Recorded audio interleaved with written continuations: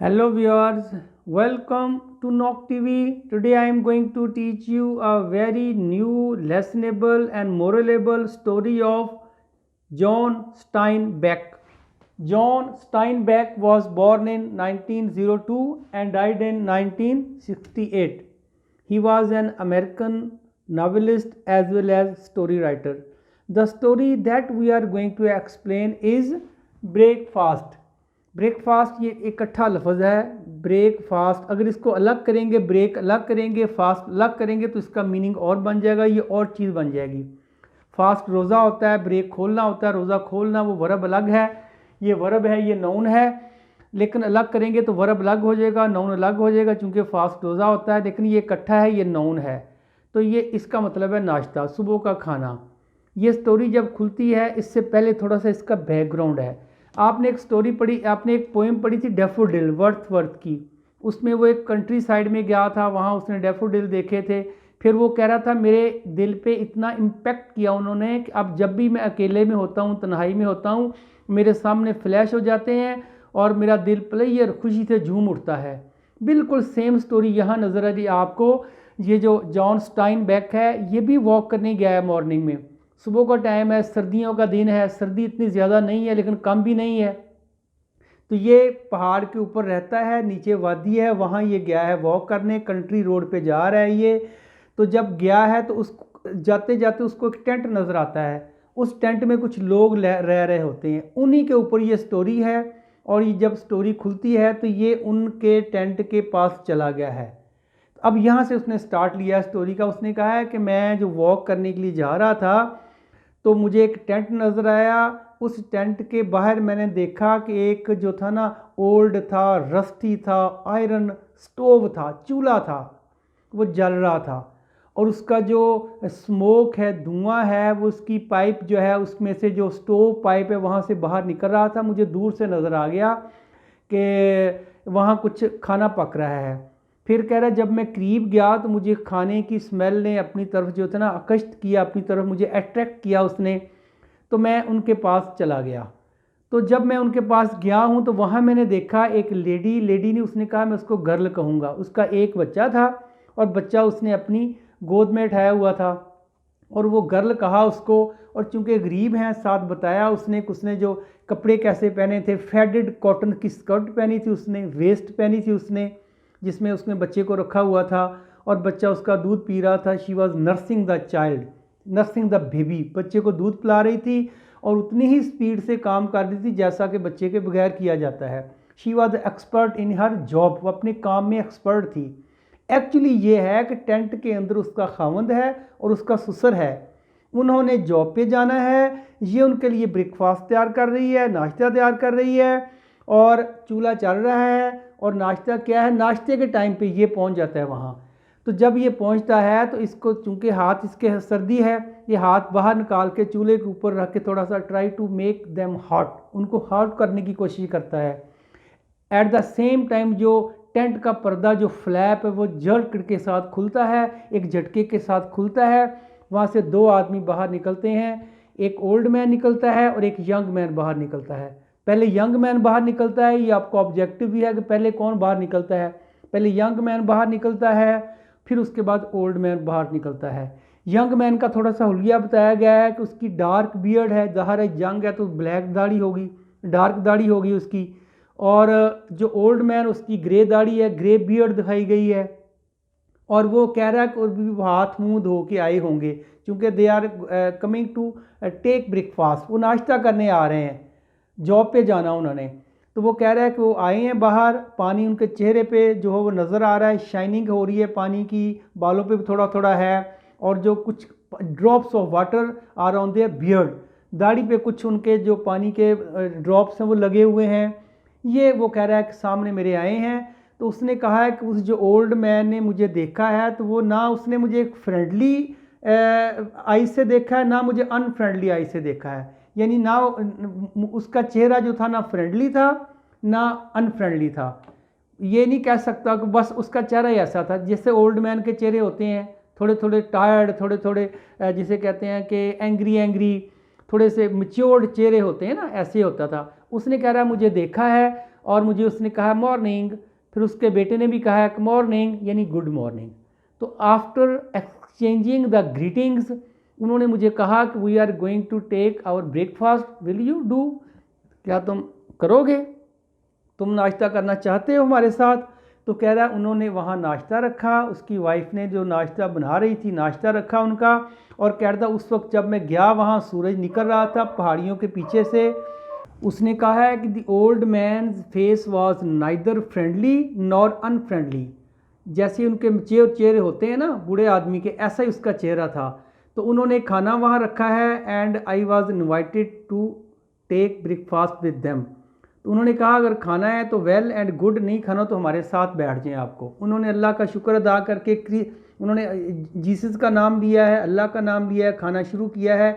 यहाँ से उनकी जो है अल्लाह ताला पे ट्रस्ट और जीसस पे ट्रस्ट का पता चलता है कि वो कितने साबर और शाकर हैं, कितने कनात पसंद हैं वो लोग, कितने सिंपल हैं। वो खाना ज़मीन पे रखा है और जो कुछ प्लेटें हैं वो उसने बॉक्स जिसमें पैक करते हैं ना, कॉटन वगैरह पैक करते हैं, बॉक्स को ही उन्होंने टेबल बना लिया, उसके ऊपर खाना रखा है। और खाने में क्या है वो उसकी एक लिस्ट है। वो खाने में क्या रखा उन्होंने एक टिन कप्स रखे हैं। कप कहाँ रखे मैंने बताया ना, बिग पैकिंग बॉक्स के ऊपर रखे उन्होंने। फिर उन्होंने प्लेटें रखी हैं वहाँ, नाइफ्स रखे हैं, चाकू, फोक रखे हैं, कांटे, फ्राइड बेकन रखा है, सूअर का गोश्त फ्राई किया हुआ, उसकी ग्रेवी रखी है वहाँ, बिस्कुट रखे हैं एंड कॉफ़ी रखी है। उन्होंने डबल दफ़ा भर के खाया है, चूँकि ये दिखाया गया है कि जो लेबर हैं खाते भी खूब हैं, काम भी खूब करते हैं। देखें ये खेत में काम करते हैं, ये खेत में जिस तरह कॉटन पिकिंग का काम करते हैं, जो कॉटन पिक करना, जो तोड़ना होता है, कॉटन निकालना, जो रुई जो चुनी जाती है ना खेतों से, वो ये काम करते हैं। वो बता रहा है खाने के दौरान, कह रहा है हमें ये 12 दिन का काम मिला है, 12 दिन बाद हमारा काम ख़त्म हो जाएगा, फिर हम कोई और काम ढूंढ लेंगे। ये सीजनल काम है, क्योंकि सीज़न आता है जब कपास का, तो हमें काम करना पड़ता है। तो उसको भी ऑफ़र करते हैं, क्या आपने खाना खाना है, आपने हमारे साथ जाके जॉब करनी है। If you looking for a job we will ready to give you a job, we will ask our owner, अपने मालिक से हम कहेंगे कि आपको भी जॉब दे दे। उन्होंने एक डोंगरीज पहनी हुई बताया गया है, ब्लू रंग की डोंगरियाँ पहनी हुई हैं। डांगरी कहते हैं ऐसा लिबास को जो काम करते हुए पहनते हैं। उसमें देखिए एक पैंट और शर्ट अलग अलग होते हैं, ये पैंट और शर्ट इकट्ठी सिली जाती है, पैंट पहन के साथ ही शर्ट पहनी जाती है, that is called Dangri. Working का लिबास होता है, लेबर का लिबास होता है। वो उन्होंने ब्लू रंग की पहनी हुई है, उसके ऊपर शर्ट लगे हुए, जो स्टड लगे हुए हैं, बटन लगे हुए हैं ब्रास के, वो चमक रहे हैं और वो तैयार हैं जाने के लिए। वो कह रहा है गो के बाप और जो उसका बेटा, उसकी शक्लें अलग हैं, लेकिन वो डांगरी में दे लुक अलाइक, एक जैसे नज़र आते हैं। यूनिफॉर्म है ना, यूनिफॉर्म में तो एक जैसे नज़र आएंगे। तो वो कह रहे हैं कि हमारे सामने खाना रखा है, खाना खाया सब ने, और खाना खा के उसके बाद उन्होंने अल्लाह ताला का शुक्र अदा किया है और साथ एक वर्ड बोला है, कहता है गॉट टू गेट गोइंग, अब हमने जाना है। तो उसने कहा कि मैंने भी कहा कि I got to go along, मैंने भी जाना है। तो उसने कहा कि वो अपनी राह चले गए हैं, मैं अपनी राह आ गया हूँ।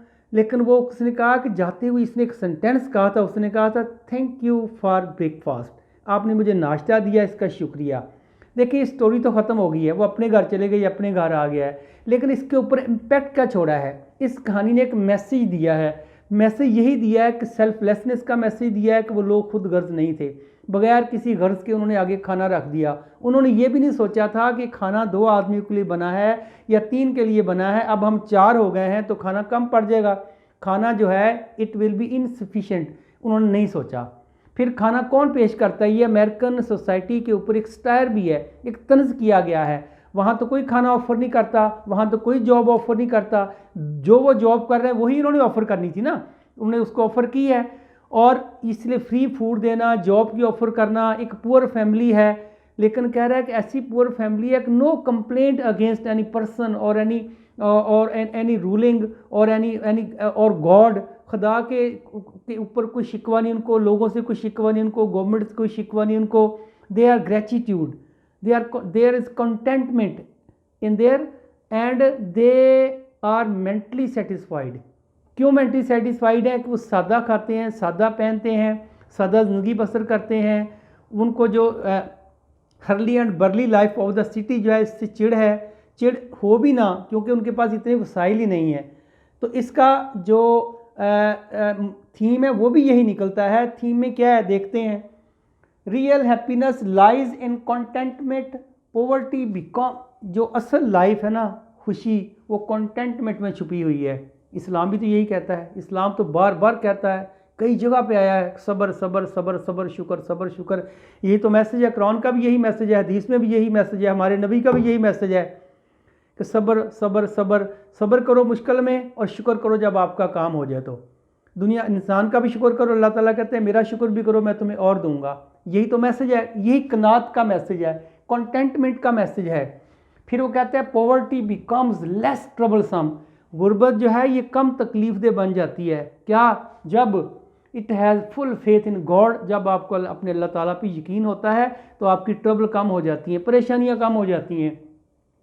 Secret of satisfaction lies in simple innocent and pure life, कहता है जो लाइफ का सीक्रेट है ना, ज़िंदगी का सीक्रेट है, खुशी का सीक्रेट है, वो छुपा हुआ है सिंपलिसिटी में, सादगी में, इनोसेंट और प्योर लाइफ, सादा ज़िंदगी, ख़ास ज़िंदगी जिसमें कोई मिलावट ना हो, कोई हिपोक्रेसी ना हो, कोई दिखावा ना हो।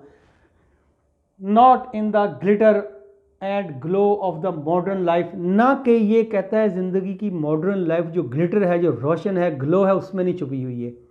तो अब इसी के हवाले से मैं आपको एक हदीस बताता चलूँ। हदीस कुदसी है, अल्लाह ताला कहते हैं कि एक तेरी मर्ज़ी है, एक मेरी मर्ज़ी है, होगा वही जो मेरी मर्ज़ी है। अगर तुम अपनी मर्ज़ी को मेरी मर्ज़ी के ताबे कर दोगे तो मैं तुम्हें वो भी दे दूंगा जो तुम्हारी मर्ज़ी है। कहना ये चाहते हैं कि जो मेरी मर्ज़ी है उस पर सब्र कर, कनात कर, कंटेंटमेंट, यही इसका मैसेज है। और कुरान पाक में भी कई जगह पर इरशाद अल्लाह ताला फरमाते हैं तुम शुक्र अदा करो मैं तुम्हें और दूंगा। इंसानों के बारे में भी कहा गया कि इंसानों का शुक्र अदा करो, तो जो इंसानों का शुक्र अदा नहीं करता वो अल्लाह ताला का शुक्र अदा नहीं करता। तो वी और thank you very much for watching my video till last.